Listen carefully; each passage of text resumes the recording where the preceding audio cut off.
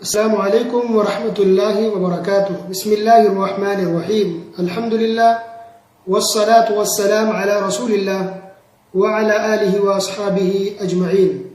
محترم سامعین کرام، میرا موضوع ہے قرآن کی مختصر تفسیر، پارہ نمبر 5. کل آپ نے سورہ آل عمران کی مکمل تفسیر سنی، اس کے بعد شروع ہوتا ہے سورہ نساء، اس لیے آج ہم سورہ نساء سے شروع کریں گے. سورہ نساء کے معنی ہوتے ہیں عورتیں. اس صورت کے اندر خواتین سے متعلق بہت سارے اہم مسائل اور احکام بیان کیے گئے ہیں، اس لیے اس کا نام سورہ نساء رکھا گیا ہے. یہ مدنی صورت ہے. عائشہ رضی اللہ تعالی عنہ فرماتی ہیں کہ سورہ بقرہ اور سورہ نساء جب نازل ہوئی تو میں رسول اللہ صلی اللہ علیہ وسلم کے پاس ہی تھی. یہ بات صحیح بخاری کے اندر ہے. اس صورت کی اسپیشل خاص کوئی فضیلت نہیں ہے. جیسے سورہ آل عمران کے بارے میں فضیلت تھی کہ قیامت کے دن سفارش کرے گی سورت، سورہ بقرہ کے بارے میں فضیلت تھی کہ اس سے شیطان بھاگتا ہے اگر کوئی گھر میں اس کی تلاوت کرے. تو اس طرح سے کوئی بات سورہ نساء کے بارے میں نہیں ہے حدیث قرآن کے اندر کہ جو سورہ نساء کو پڑھے گا تو اس کے لیے یہ فائدہ ہو جائے گا. اس لیے ہم اپنی طرف سے کچھ بیان نہیں کر سکتے. ہاں، قرآن کا حصہ ہے، ہر لفظ کی، ہر آیت کی، ہر لائن کی فضیلت ہے، اہمیت ہے، مقام ہے، اس میں تو کوئی شک نہیں. لیکن اسپیشل خاص کچھ وارد نہیں ہے اس تعلق سے، حدیث میں کچھ بیان نہیں کیا گیا. ٹھیک ہے، لیکن یہ صورت بہت ہی اہم ہے، اس کے اندر بہت سے اہم احکام و مسائل بیان کیے گئے ہیں. تو سورہ نساء، بسم اللہ الرحمن الرحیم. یا ایھا الناس اتقوا ربکم الذی خلقکم من نفس واحدہ وخلق منها زوجها وبث منهما رجالا كثيرا ونساء واتقوا الله الذي تساءلون به والارحام ان الله كان عليكم رقيبا. اے لوگو، اپنے پروردگار سے ڈرو جس نے تمہیں ایک جان سے پیدا کیا اور اسی سے اس کی بیوی کو پیدا کر کے ان دونوں سے بہت سے مرد اور عورتیں پھیلا دی. اس اللہ سے ڈرو جس کے نام پر ایک دوسرے سے مانگتے ہو اور رشتے ناتے توڑنے سے بھی بچو، بے شک اللہ تعالیٰ تم پر نگہبان ہے. واضح ہے، یعنی اللہ سبحانہ و تعالیٰ نے سب سے پہلے آدم علیہ السلام کو بنایا اور پھر انہی سے حوا علیہ السلام کو پیدا کیا. عبداللہ بن عباس رضی اللہ تعالیٰ عنہ نے کہا کہ حوا علیہ السلام کو آدم علیہ السلام کی بائیں پسلی سے یعنی لیفٹ کی طرف سے پیدا کیا. یہ دونوں شوہر بیوی ہو گئے. پھر انہی دونوں سے یعنی آدم علیہ السلام سے اور حوا علیہ السلام سے ہی لوگ پھیلے دنیا میں. تو جتنے بھی لوگ دنیا میں آئے جو وفات کر چکے ہیں یا جو زندہ ہیں یا جو قیامت تک آئیں گے، سب کے سب انہی دونوں سے پوری نسل پوری دنیا میں پھیلی ہوئی ہے. تو گویا کہ مسلمان ہے تو بھی انہی کی نسل سے، کوئی غیر مسلم ہے تو بھی انہی کی نسل سے ہے. تو یہ سچائی ہے، یہ حقیقت ہے. ہندوؤں کی کوئی اگر الگ سے نسل نہیں ہے. آدم علیہ السلام اور حوا علیہ السلام سے پوری دنیا میں لوگ پھیلے ہیں. یہ الگ بات ہے کہ ہر زمانے میں اچھے اور برے لوگ رہے. جو مسلمان ہیں جنہوں نے اسلام کو چھوڑا یا کفر شرک میں ڈوب گئے وہ کافر ہو گئے، نان مسلم ہو گئے. ورنہ اگر دیکھیں گے تو باپ دادا سے اگر جوڑے آخر تک تو سب کی نسل وہی پہنچے گی، آدم علیہ السلام تک. تو یہ بات ہے. اس سے یہ بھی پتہ چل رہا ہے کہ کسی کو فوقیت نہیں ہے. کوئی انسان کسی بھی ملک کا ہو، کسی بھی خاندان سے ہو، کوئی سید ہے، کوئی خان ہے، کوئی شیخ ہے، کوئی انصاری ہے، کوئی منصوری ہے، کوئی اور بہت سارے کاسٹ ہیں، ذات پات ہیں. تو اس سے کوئی اونچا یا نیچا نہیں ہے ذات کے حساب سے. اللہ کے سب برابر ہے. اگر کوئی اونچا ہے تو تقوی کی بنیاد پر، دینداری کی بنیاد پر. اگر کوئی اپنے آپ کو اونچے خاندان کا سمجھتا ہے، وہ گنہگار ہے، تو سب سے نیچا گھٹیا انسان ہے. تو ذات پات سے کوئی اونچا نیچا نہیں ہوتا، بلکہ اپنے ایمان اور عمل صالح کی وجہ سے اونچا ہوتا ہے. اس کے بعد اللہ تعالیٰ نے وراثت کا ذکر کیا، اور وراثت سے پہلے اللہ تعالیٰ نے شادی کے بارے میں کہا کہ اگر کوئی انسان، کوئی مرد اگر ایک سے زیادہ شادی کرنا چاہے تو کر سکتا ہے. 2 شادی کرے، 3 کرے یا 4 کرے، 4 تک جائز، اس سے زیادہ نہیں. لیکن اس کے لیے یہ بات ہے جو انصاف کر سکتا ہو بیوی کے بیچ میں. انصاف سے چل سکتا ہو تو کرے، اگر کسی کے اندر یہ طاقت نہیں ہے تو اس کے لیے ایک ہی کافی ہے۔ تو اس سے یہ بھی پتہ چل رہا ہے کہ اگر کوئی 2 شادی کرے یا 3 کرے تو اس کو برا نہیں سمجھنا چاہیے۔ سوسائٹی میں کچھ لوگ اس کو برا سمجھتے ہیں، استغفر اللہ، اس نے دوسری شادی کی، یعنی بری نظر سے اس کو دیکھتے ہیں، استغفر اللہ۔ جب یہ بات قرآن کے اندر موجود ہے، جب یہ اجازت اللہ تعالیٰ نے خود دی ہے، تو کیسے کوئی مسلمان کسی کو دوسری شادی کی بنیاد پر گھٹیا سمجھتا ہے یا بری نظر سے دیکھتا ہے؟ خود اللہ کے رسول صلی اللہ علیہ وسلم نے 1 سے زیادہ شادی کی ہے۔ صحابہ کرام میں سب سیرت دیکھیں تو اکثر صحابہ کرام کی شادی 1 سے زیادہ تھی، 2، 3 یا 4 تھی۔ شادی کوئی آپ کو صحابی ملے جن کی صرف 1 بیوی ہو، تو شادی کی بنیاد پر گھٹیا سمجھنا یہ بالکل گری بات ہے، یہ اسلام کے خلاف ہے۔ ہاں، جو اگر ظلم کرے 2 شادی کر کے ایک کا ساتھ دے، ایک کو چھوڑے یا تکلیف دے تو یہ غلط ہے، اس چیز پر اس کی پکڑ ہونی چاہیے، اس کی سزا ہو یا اس کی اصلاح ہو۔ لیکن صرف شادی کی بنیاد پر کسی کو برا سمجھنا یہ بالکل غلط ہے، اسلام کے خلاف ہے۔ اس کے بعد اللہ تعالیٰ نے وراثت کا ذکر کیا۔ وراثت، انسان کا انتقال ہو گیا تو اس کی جو جائیداد ہے وارثین میں تقسیم کیا جائے گا۔ پوری تفصیل اللہ نے بیان کی کہ وراثت میں حصہ کس کس کو ملے گا، ساروں کا نام لے کر کے اللہ نے بتا دیا۔ تو بیٹا کو بھی ملے گا، بیٹیوں کو بھی ملے گا۔ اگرچہ آپ نے جہیز دے دیا ہو بھر کر کے، پھر بھی آپ کو وراثت میں حصہ دینا پڑے گا، کیونکہ جہیز دینے کا حکم اللہ نے نہیں دیا، رسول اللہ نے دیا۔ یہ آپ سب کا گناہ ہے، یہ آپ سب کے غلط طریقے جس کی وجہ سے غلط رسم و رواج آ گیا۔ تو یہ وراثت میں بیٹیوں کو بھی حصہ ملنا ضروری ہے، یہ اللہ کا حکم ہے۔ تو بیٹوں کو بھی ملے گا، بیٹیوں کو بھی ملے گا۔ اسی طرح بیوی مر جائے تو شوہر کو ملے گا، شوہر مر جائے تو بیوی کو ملے گا۔ اسی طرح کوئی بھی انسان وفات پایا تو اس کے ماں باپ کا بھی وراثت میں حصہ ہوتا ہے، ماں باپ کا بھی وراثت میں حصہ ہوتا ہے، ماں کا بھی اور باپ کا بھی۔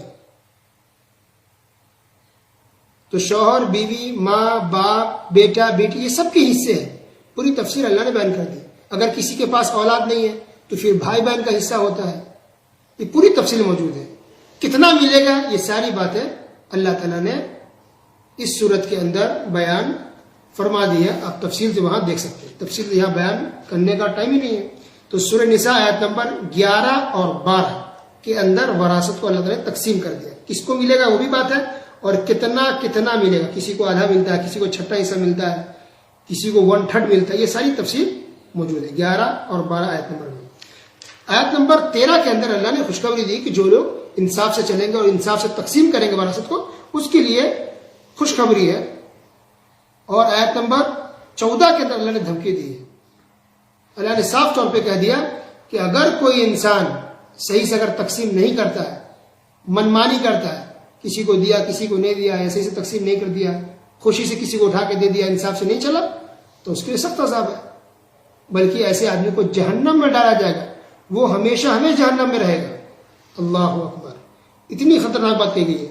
وَمَن يَعْصِ اللَّهَ، دیکھیے سورہ نساء آیت نمبر 14، وَمَن يَعْصِ اللَّهَ وَرَسُولَهُ وَيَتَعَدَّ حُدُودَهُ يُدْخِلْهُ نَارًا خَالِدًا فِيهَا، ایسے آدمی کو اللہ تعالیٰ جہنم میں داخل کرے گا، وہ ہمیشہ جہنم میں رہے گا۔ وَلَهُ عَذَابٌ مُهِينٌ، ایسے انسان کے لیے دردناک رسوا کن عذاب ہوگا۔ کیسے آدمی کے لیے؟ جو وراثت کو صحیح سے تقسیم نہیں کرتا ہے، کسی کو حق کو مار دیتا ہے، کسی کو دیا کسی کو نہیں دیا، یا دیا بھی تو صحیح سے نہیں دیا، تو ایسے لوگوں کے لیے رسوا کن عذاب ہے، اور ایسے انسان کو جہنم میں ڈالا جائے۔ اللہ اکبر، یہ کوئی معمولی بات نہیں۔ اس کے بعد اللہ تعالیٰ نے ان عورتوں کی لسٹ جاری کر دی، فہرست بتا دی جن عورتوں سے شادی کرنا جائز نہیں ہے، وہ حرام ہے، جو محرم ہے۔ تو یہ بات آپ سب جانتے ہیں، وہ کون کون ہیں؟ وہ ماں ہیں، اپنی بہن ہیں، اپنی بیٹیاں ہیں، بہن کی بیٹیاں ہیں جس کو کہتے ہیں بھانجی، بھائی کی بیٹیاں ہیں جس کو کہتے ہیں بھتیجیاں، یہ سب حرام ہے۔ خالہ ہے، پھوپھیاں ہیں، اسی طرح ساس ہے، میری بیوی کی ماں، اسی طرح بہو ہے۔ اس کے علاوہ اگر کسی بیوہ سے یا طلاق شدہ سے یا خلا والی سے شادی کرے کوئی انسان، اور اس کے پاس کوئی بیٹی ہو کسی پہلے شوہر سے، تو اس بیٹی سے بھی شادی کرنا جائز نہیں ہے۔ اگر اس سے شادی ہوگا یا اس سے اگر رخصتی ہو گئی، یہ لوگ آپس میں مل گئے ہیں تو۔ اسی طرح بیوی کی خالہ کو سے شادی کرنا بھی صحیح نہیں ہے جب بیوی موجود ہو تو۔ بیوی کی پھوپھی سے بھی شادی کرنا جائز نہیں ہے اگر بیوی موجود ہے تو۔ بیوی کی بہن سے بھی شادی کرنا جائز نہیں اگر بیوی موجود ہے تو۔ یہ موجود کی بات اس لیے کہی جا رہی ہے کہ اگر بیوی موجود نہیں ہے تب پھر جائز ہے. مثلا بیوی کا انتقال ہو گیا تو بیوی کی بہن سے شادی کر سکتے ہیں. بیوی کا انتقال ہو گیا تو اس کی خالہ سے شادی کرنا جائز ہے. بیوی کا اگر انتقال ہو گیا تو اس کی پھوپھی سے شادی کرنا جائز ہے. انتقال ہو جائے یا مثلا طلاق ہو جائے یا خلا ہو جائے تب جائز ہے. لیکن بیوی کے رہتے ہوئے اس کی خالہ یا پھوپھی یا اس کی سگی بہن سے شادی کرنا جائز نہیں. تو یہ وہ عورتیں جن سے شادی نہیں کر سکتی. اسی طرح وہ عورت بھی حرام ہے ان سے شادی کرنا جو شادی شدہ اس کے شوہر موجود ہے, اس سے خلا بھی نہیں ہوا, طلاق بھی نہیں ہوئی, شوہر مرا بھی نہیں, وہ نکاح میں ہے, پھر بھی اگر کوئی سے شادی کر رہا ہے تو حرام, اس کی شادی نہیں مانی جائے گی, وہ زنا اور بدکاری ہوگی. شادی کب جائز ہوگی؟ جب اس کا طلاق ہو جائے یا خلا ہو جائے یا شوہر کا انتقال ہو جائے, تو عدت گزارنے کے بعد شادی کر سکتی ہے. شوہر کے رہتے ہوئے وہ شادی اگر دوسری کر لے چھپ چھپا کے, اگرچہ وہ تکلیف میں ہے, شوہر پریشان کر رہا ہے, کوئی اور مسئلے بھی ہو سکتے ہیں, تب بھی جائز نہیں ہے. اب اس سے انسان طلاق لے لے, خلا لے لے, رشتہ توڑے, عدت گزارے, پھر شادی کر سکتے ہیں. لیکن نکاح میں رہتے ہوئے شادی کوئی کر لے تو وہ زنا ہے, بدکاری ہے, وہ شادی نہیں مانی جائے.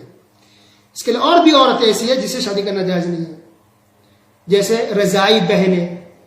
کوئی بچہ ہے, کسی ماں کے علاوہ کسی اور عورت کا دودھ پیا, ایسا ہوتا ہے, تو کسی اور عورت کا بچے نے دودھ پی لیا تو اب وہ عورت اس کے لیے ماں بن گئی, اپنی ماں کی طرح ہو گئی.